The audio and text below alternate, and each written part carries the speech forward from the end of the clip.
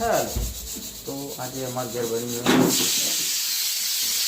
મસાલા પૂરી અને બટેકાની ભાજી. હા એ હરકું કાકા બાપાના છોકરા જ છે. પછી અનુબેન કોમ કરે છે બહુ દાડે.